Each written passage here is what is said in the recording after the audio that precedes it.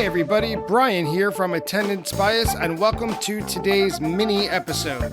As we look forward to next week's full episode about Theme from the Bottom into Split Open and Melt from April 19th, 2024 at the Las Vegas Sphere with Katie the Funky Witch, also known as Katie Bug. No matter what you call her, she's well known and she's a wonderful guest. I'm really looking forward to sharing my conversation with her with you next week. So since the original mini episode a couple of weeks ago worked out so well, where listeners called in and shared their memories of Spring 94, this time I was hoping people would call in and share their memories from the Sphere. Memories, stories, opinions, whatever you got. Thank you so much to everybody calling in. So without any further ado, let's hear what you, the listeners, thought of Phish at the Sphere in April 2024. Hey, Brian, this is Simon calling about the Sphere podcast coming up with memories. So I was at the Sphere with your guest of honor and a bunch of other friends. And as you can imagine, I have tons of memories, but the one that really stands out for me is around Bathtub Gin, man. The visuals for Bathtub Gin and the way they matched the song, it's such a fun song. The visuals were so fun. It was an absolute perfect marriage for me. And one that's maintained, since the last time I saw it, which is probably Albany last week. So I don't know. I'll try to visualize it. So it's a dark screen. It's an ocean. It's not moving too fast. I think there was some moonlight. And then all of a sudden, when Page's fun, crazy piano kicks in at the beginning of Bathtub Gin, a wave or two instantaneously puts 1,000 people all the way up on the screen, starting at the bottom all the way to the top on, inner tubes, donuts, pizza rafts, lilos, pineapple-shaped rafts, just right above, drone photography, watching them float in the ocean, having fun, colorful.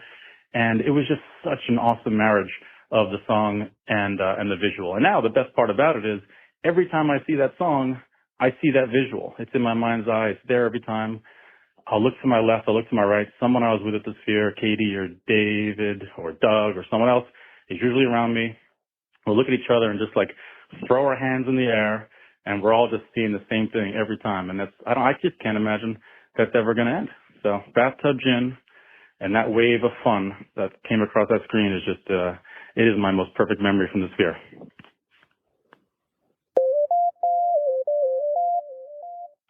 I was fortunate enough to get to the Sphere for all 4 nights. Did section 1, 3, 2, and floor. I didn't find a bad seat in the house. And by the look of the crowd, no one else seemed disappointed neither. I look forward to the next run. Stay safe out there, everyone. Hey, Brian, it's Matt Bush. I was at all 4 Sphere shows with Katie Bug, and thought I would leave a message echoing others with just how amazing I thought it was. I really thought they utilized the room absolutely perfectly. And I was really impressed with the sound. I mean, it felt like Kingfish and getting to wear headphones all 4 nights. It was just so clear and easy to hear everything. And the first time I sat down in the middle of a show, I had no idea the seats would be rumbling just like Mike Gordon's bass. Vibrations were literally he was playing bass at your seat. And then there were times when the instruments would be isolated. I mean, there were several moments I thought Page's Hammond B3 was sitting on my left shoulder. It was so clear at times, and yeah, they would swim the sound both clockwise and counterclockwise around the room, which was just incredible to hear such unique, clear, easy to understand sound. And so, while I'm sure many people will call in to talk about how cool the visuals were, and I really thought they nailed that as well. I was really impressed with the sound. I really loved how Trey, said after the fact that he wrote and recorded all new music for the lobby music and the house music. And I remember it was great. I remember leaving one night and stopping to listen to what was going on in the lobby. It just sounded so cool that we had to stop for a minute and listen to that as well. And, so that's my 2 cents on the sound for Phish at the Sphere. Thanks. Hi, this is Nikki. I am at the Sparkle Wedge on Twitter, and I wanted to give some opinions about my experience at the Sphere. I was there for all 4 nights. I was on the floor all 4 nights, and I have to say it was the most intense musical experience I ever have. And I've been seeing shows since 91 with the Dead. The Sphere was definitely number 1, even above Big Cypress. It was completely immersive. The Split Open and Melt was mind-bending, and I've never seen anything that is coordinated to music more precisely than that.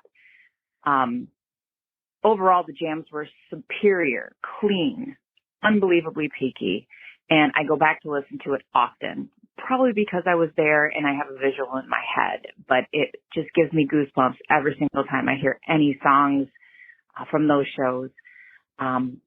I was extremely lucky to be at all of them, but I would highly recommend anybody go see Phish at the Sphere going forward. Every single response I had when the visuals started with the music, especially with the music, including the fact that the lead-in music was tied in and the hallway music was tied in, it was just such an experience overall that there's nothing that I can compare it to. But every response to any visual that came up as soon as they started playing or when they went into the jam was, oh my God, and over and over and over again. I was extremely lucky to be standing right next to Jim Pollock when they played his tribute and put all his pictures up on the wall. And when I realized what was happening, I turned around and looked right at him and said, oh my God, it's you. And he was just beaming. I was so lucky to be right there. I cannot believe it. Didn't plan on it. Just ended up standing there and turned to my partner and said, oh my God, that's Jim Pollock. We said hi. And then after that was set break, and we just sat and talked to him the whole time. It was kind of amazing. I really cannot believe that I was next to him for that experience. It was just so lucky, so blessed. I will say one thing about the Sphere is that if you were not there, I can probably tell you that the music wasn't quite as immense as it was for us, but I can tell you that I go back to those often over anything from the Sphere.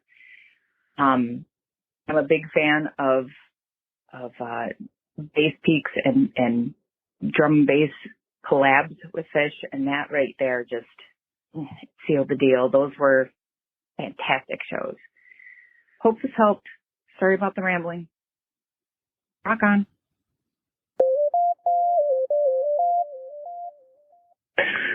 Hello, this is Phil from Arizona. 4/19/24, a night at the Sphere in Las Vegas. Well, I got up early and I spent all day trying to find a ticket because we were lucky enough to get one ticket for the entire weekend, which was the first night, Thursday. Friday, I went out to the box office, stood in line all day, and as they brought us up, all of the people who had been inside the gate already snuck into line. So all of us that stood patiently in line that day were now several people behind a line that wasn't supposed to exist. And let me tell you, that was an adventure unto itself. Now, dejected after standing in line for about 7 hours, back at my hotel room, sopping up my tears, I got a phone call from the one and only Mr. Fox, who has been a lifelong friend. And he says, hey, buddy, I got 2 extras for you. Well, me and my significant other, now through the roof after just about to tune in for the webcast, throw everything on as best we can, run out the door to meet our buddy to get tickets. So therein is the miracle story to begin with. From there, it only gets better as we're transported to the underwater scene filled with divers and sea lions and the kelp forest. It was just mesmerizing to be engulfed in this view of beauty that I know the band had always wanted to transport us to since, the underwater set of 1994.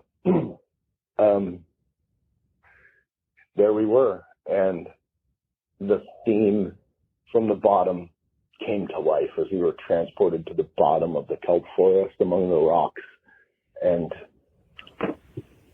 it was just spectacular. Now to the playing. The playing was incredible by the band, just ascending with every crescendo, moving us in unison through this underwater world. I'm still a little taken back by it as I think about that evening. I hope my words have done it justice. I hope you all have a wonderful day, and thanks for listening to my message. And that's it for today's mini episode.